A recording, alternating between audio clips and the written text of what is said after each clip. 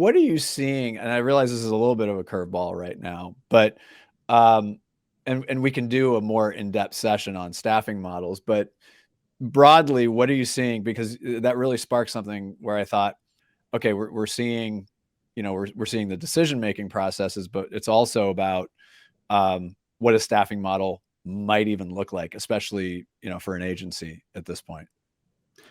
Yeah, I mean that's a great question, and I think that this is something that we're working with our clients as well as our talent real time.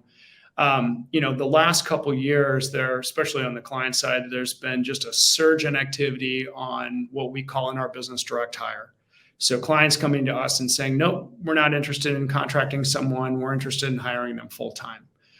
So are going out to the national marketplace and finding qualified candidates, and then helping our clients find great people. So with this lull, there's been a slowdown in overall full-time activity. And as I was talking about kind of that mid-year potential change, the work is always there. That's what I want people to really have belief, talent maybe on this call is that, what, the work is always going to be there. There's an inevitability that things need to get done. So from my personal experience, we're kind of the calm before the storm, if you will. Mm. This marketplace is going to go to a more contracted marketplace. And we are starting seeing that with our clients, probably the last even 4 months. Clients are less interested in taking long-term risk, and they're more interested in having flexible resources. And that goes from well-funded startups all the way to the enterprise level. So, that's one thing to keep in mind. I think agencies as well, there has to be a great level of flexibility, I think, in the agency model.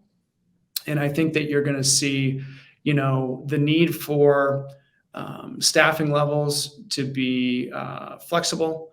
I think you're going to see, skill sets kind of come in and out based on, project cycles.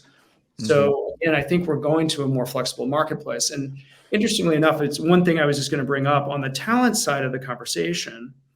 This was a poll aggregated by a couple of different research houses, and they were polling Gen Z employees, and 1 in 3 employees would prefer to go full-time contract. And I thought that was quite stunning.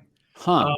Because we've just gone through a cycle of people saying like, "Hey, I'm up for a full-time role." But I think with, Gen Z becoming, a prominent part of the overall talent marketplace, is that people are saying, "Hey, I'm okay with contract. I actually prefer it. I like the flexibility of it, and I feel potentially I can manage my own economic viability with that model." So I thought that was pretty significant.